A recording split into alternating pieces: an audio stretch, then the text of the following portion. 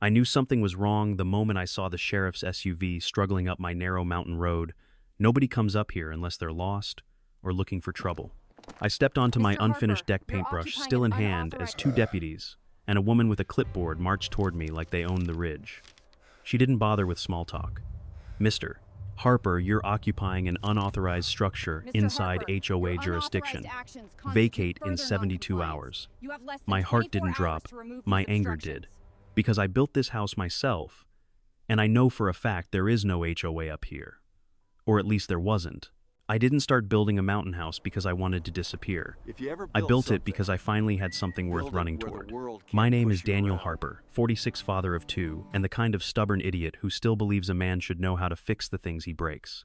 I run a small renovation company out of Fort Collins, mostly restoring old bungalows and craftsman homes that other people gave up on. I've spent nearly 20 years making strangers' houses beautiful, while secretly dreaming of one that was mine alone. That dream started when I was 10.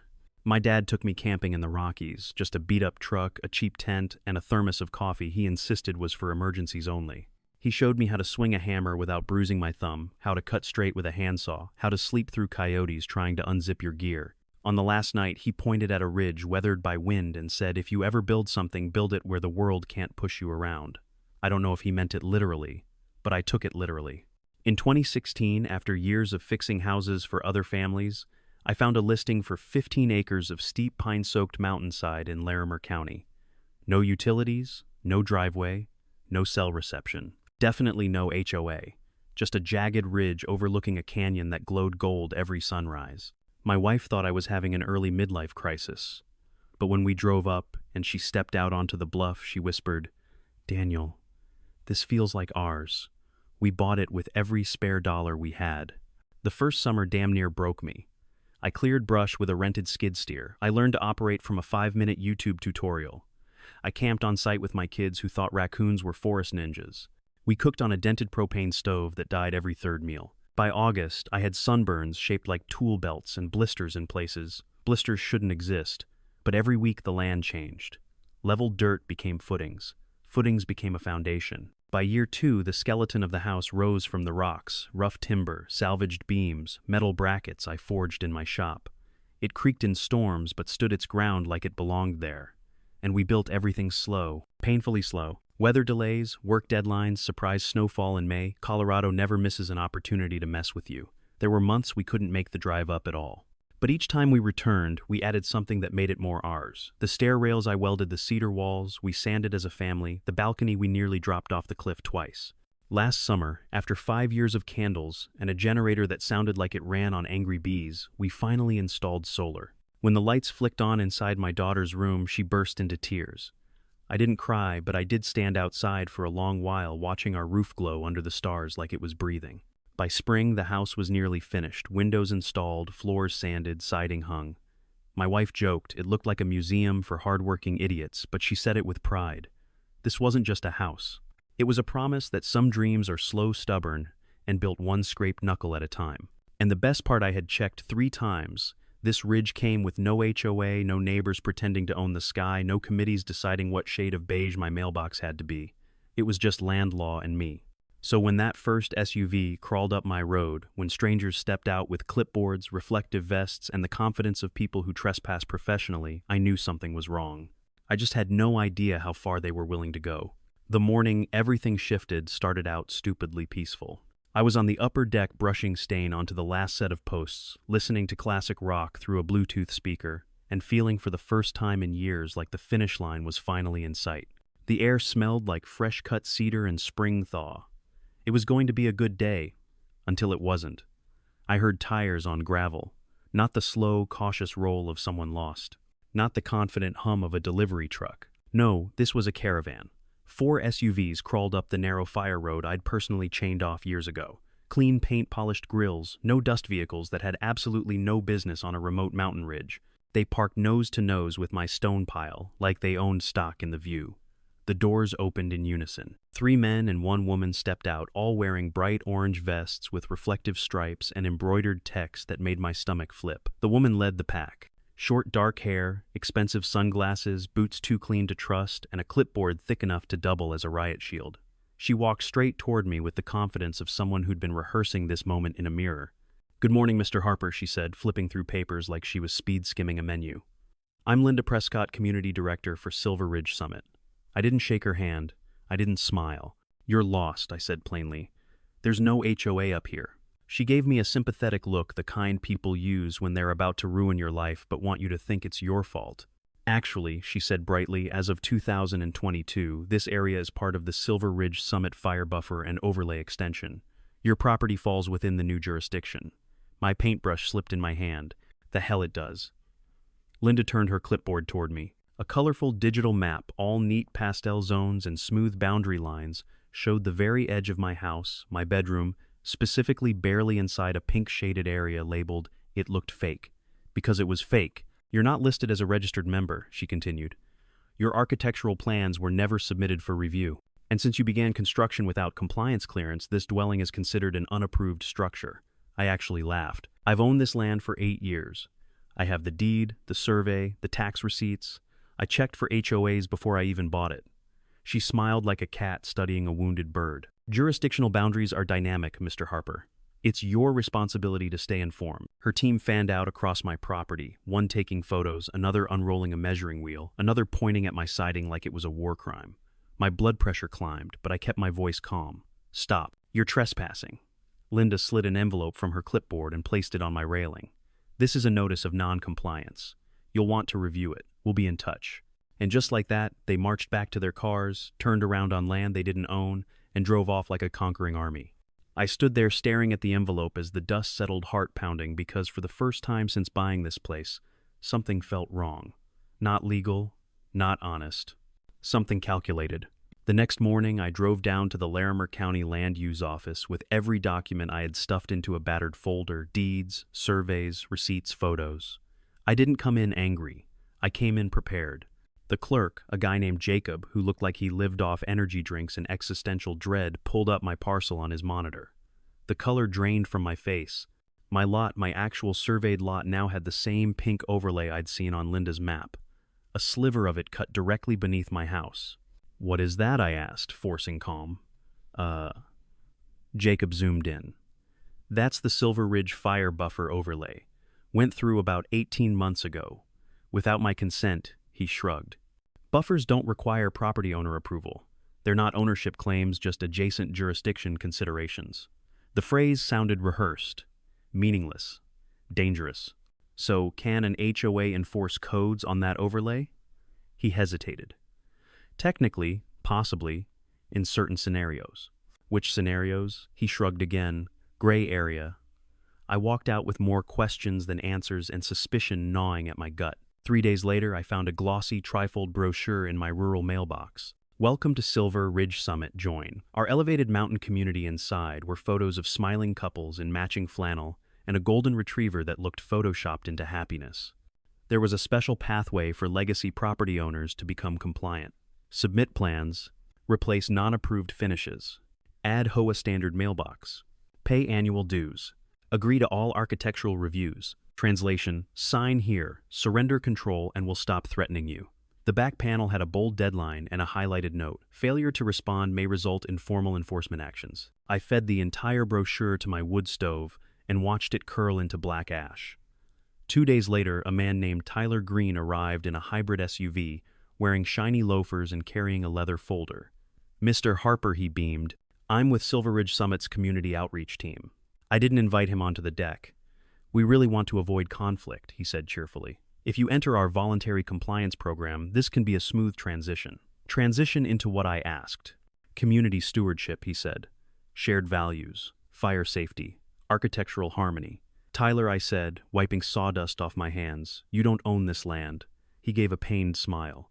"We're just trying to help avoid enforcement proceedings. If you step foot on my property again without a court order," I replied, "I'll file trespass." His smile didn't falter, but his eyes flickered. He left his packet on my railing anyway and drove off. They weren't expecting a fight. They were expecting surrender. By week 2, suspicion turned into certainty. I pulled out my original survey, the stamped, officially recorded one from the day I bought the land. Then I compared it to the GIS printout Jacob had handed me. They didn't match, not even close. A 50-foot shift in the digital boundary, just enough to make my house appear inside their overlay. A fake map, a manufactured intrusion. The next morning, I marched back to the county office and requested all GIS edits to my parcel for the last 18 months. Minutes from the fire buffer planning meetings. Any documents referencing Silver Ridge Summit or overlay adjustments. The clerk looked nervous but handed over a binder to review while I waited for copies. That's when I saw it. In the planning minutes, preliminary review, Skyline Ridge Village, Phase 2 development. A development I had never heard of.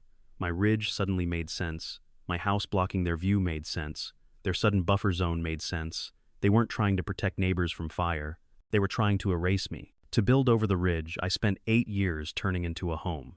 The morning the sheriff arrived, I was halfway up a ladder, painting the trim on the south-facing windows. Clear sky, quiet air, one of those mountain mornings that usually fixes everything. Then I saw the shadow. A sheriff's SUV nosed onto my gravel drive, followed by a second vehicle I recognized instantly, a black crossover with Silver Ridge Summit plates. Linda Prescott stepped out like she'd waited years to deliver bad news. "Mr. Harper," the deputy said, adjusting his belt. "We need to speak with you about an occupancy concern." Linda smiled, holding a thick envelope like it was a Christmas gift. "You're residing in an unapproved structure inside Silver Ridge jurisdiction. Without compliance, your presence here is unlawful." I stared at her. "I'm building my house. On my land." She tapped the envelope. "According to updated overlays, part of your home now falls within our community perimeter. This is a notice of voluntary vacation. 72 hours. The deputy added, "If you disagree, the recommended channel is the HOA review board." I almost laughed. "There is no HOA up here?" Linda didn't blink. "There is now." They left dust rising behind them, leaving me holding a letter that felt more like a threat than an invitation. The next 48 hours were a coordinated attack. Anonymous complaints flooded the county: unlicensed construction, fire code violations, improper land clearing, environmental disturbance. Then came the eco-hit. A certified letter from Summit Earth Alliance accused me of disturbing the habitat of a protected hawk species. The signature at the bottom, Rebecca Sloan, the same environmental consultant from Silver Ridge's documents. A quick search confirmed what I already suspected: she was Linda's cousin. It wasn't environmental activism. It was a chokehold disguised as concern. That night, I didn't get angry. I got organized. I pulled out every time-stamped photo drone shot video clip from 6 years of building this house. I edited them into a single video. I built this mountain home by hand. Now an HOA I never joined wants it. I posted it everywhere. Within 24 hours, it hit hundreds of thousands of views.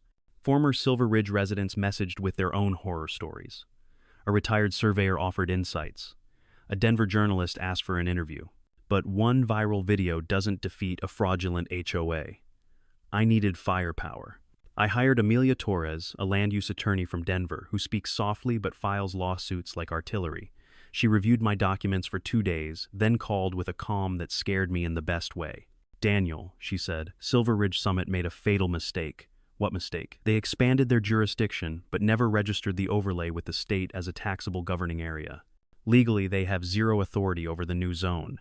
I blinked. Meaning the HOA can't enforce fines codes or occupancy rules, and every notice they've sent you is invalid. She filed a state tax compliance complaint against the HOA, a cease and desist order forbidding any further action on my property, a request for an investigation by the state's real estate board. Then she told me to sit back and watch. Channel 4 News hiked up to my property and filmed a full segment, "Who Really Owns Harper Ridge?" They showed the forged-looking maps, the mysterious boundary shift, and the Skyline Ridge plans that replaced my home with a luxury clubhouse. Public pressure hit the county like a freight train. Emails poured in.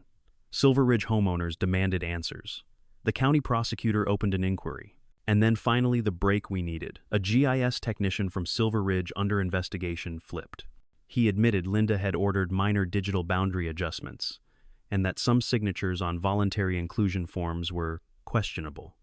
He handed the state everything. And in that moment, the fight stopped being about me.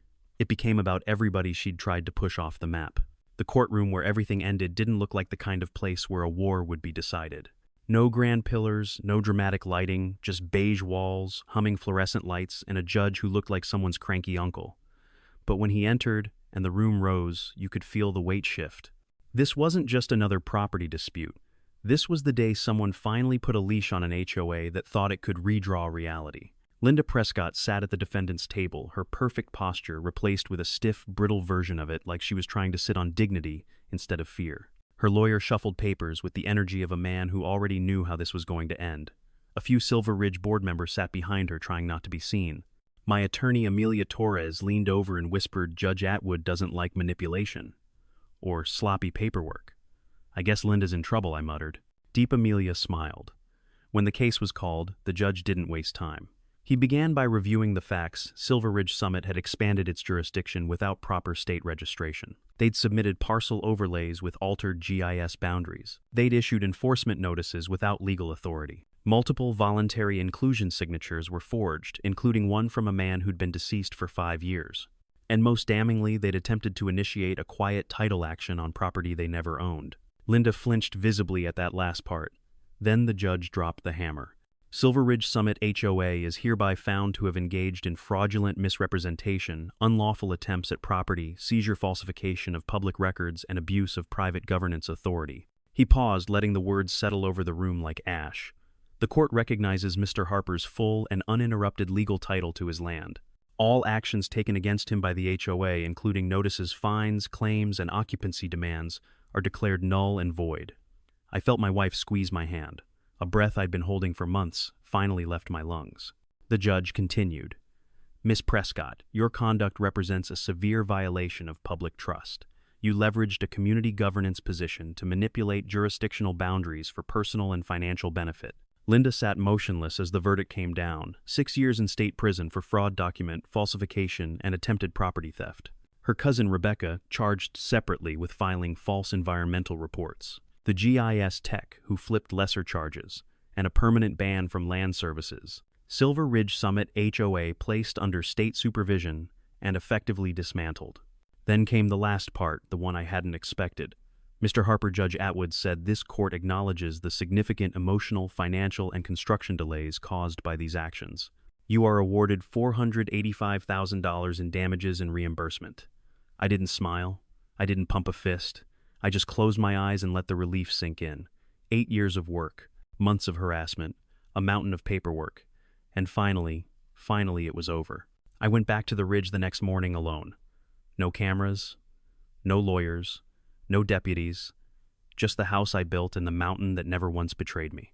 I walked through each room slowly, the cedar scent, the sunlight painting, the walls, the railings we forged by hand. Every inch felt like a victory.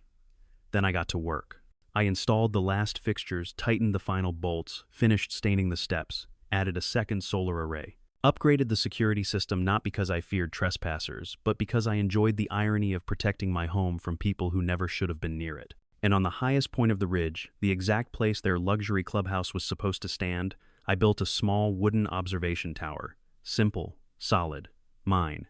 A month later, I invited a handful of people for what I called a housewarming/battle-won ceremony. Some friends, the journalist from Channel 4, even a couple of former Silver Ridge homeowners who apologized for ever joining an HOA in the first place.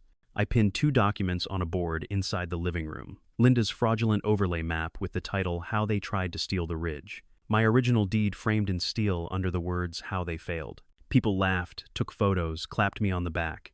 My favorite part, though, was the new metal sign I bolted onto the gate, private land built by hand, no hoe. Ever. Trespassers will be educated. That one got the biggest laugh. In the months that followed, my story spread.